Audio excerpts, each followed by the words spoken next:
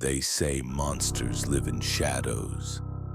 But what if some were born in light, inside a laboratory, wrapped in logic and ambition? What if the myth of the werewolf wasn't born in legend, but built in flesh? In the dense, whispering silence of Germany's Black Forest, beyond the edge of civilization, stood the crumbling remnants of the Eisenwald estate. Overgrown with ivy, half swallowed by trees, it looked like any other forgotten ruin.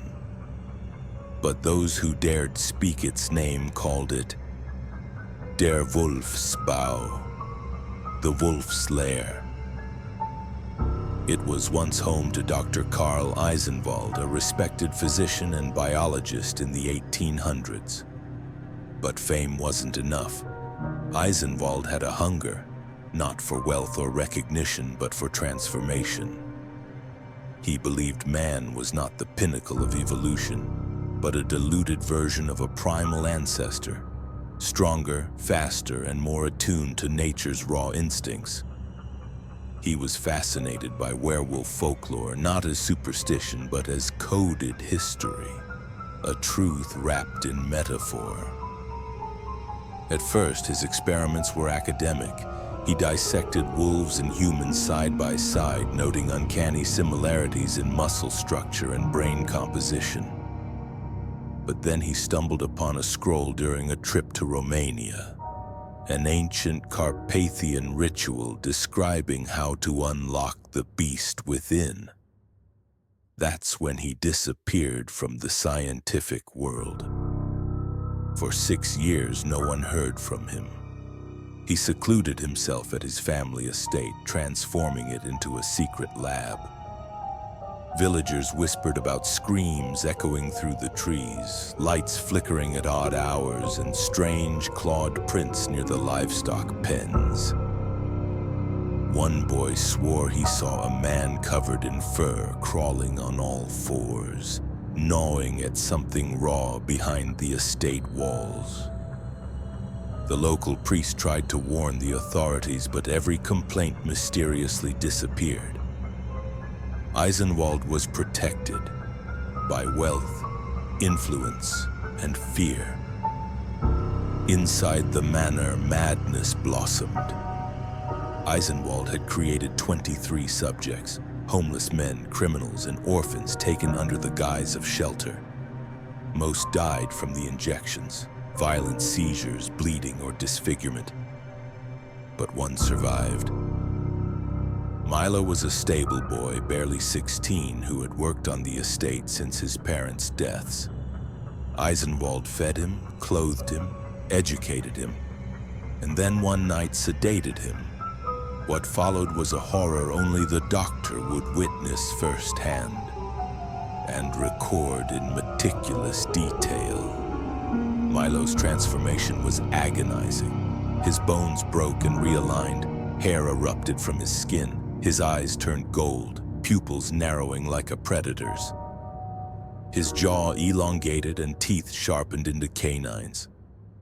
But it wasn't just the body that changed. It was the mind. Milo forgot language. He forgot kindness. He forgot he was human. He became Subject 23. Eisenwald was thrilled. The experiment had worked. But the boy was no longer Milo. He was a weapon, a beast of unrelenting instinct, a monster that paced its cage, eyeing the man who created it with a hunger beyond hunger. Eisenwald didn't sleep much after that. Then came the night of the storm. Lightning split the sky and struck a corner of the estate. Fire tore through the eastern wing. The alarms failed. The cage, welded with iron and blood sigils, collapsed under the weight of the beast. Milo was free. What happened next would be whispered about for generations. By morning, the village of Falkendorf was silent. No birds, no movement. Every door hung open. Bodies were found ripped apart, entrails decorating the streets like ribbons. Some were missing hearts. Others heads. No tracks were found except massive clawed footprints leading back into the forest. Dr. Eisenwald was never seen again. A year later, a group of hunters ventured into the forest. Only one returned, hair turned white, mumbling in broken German. It remembers. It waits. Decades passed, but the monster never left. During World War II, soldiers stationed near the Black Forest reported attacks on patrols. Survivors claimed they were ambushed by something fast, something with yellow eyes. Nazi documents later unearthed described Operation Monblut, an attempt to recreate Eisenwald's experiments for warfare. Files showed photos of half-human corpses, misshapen and hair-covered, locked in underground bunkers. Those files were sealed by Allied forces after the war. Or so they said. But in 1977, a hiker named Elena Drexler went missing near the Eisenwald ruins. Her body was never found, but her camera was, lodged in a hollow tree, film still intact. One photograph showed a silhouette, tall, hunched, glowing eyes, and unmistakably lupine. The photo was never released to the public. Authorities blamed wolves. In 1992, paranormal investigators sneaked into the ruins to film a documentary. They were live streaming when screams echoed through the feed. The camera shook, dropped to the floor. Something moved just out of frame, then static. They were never found. Local legends now say the forest claims those who come seeking truth. The journal resurfaces. In 2003, construction workers clearing land near the estate uncovered a sealed stone box. Inside was a leather-bound book, damp but legible.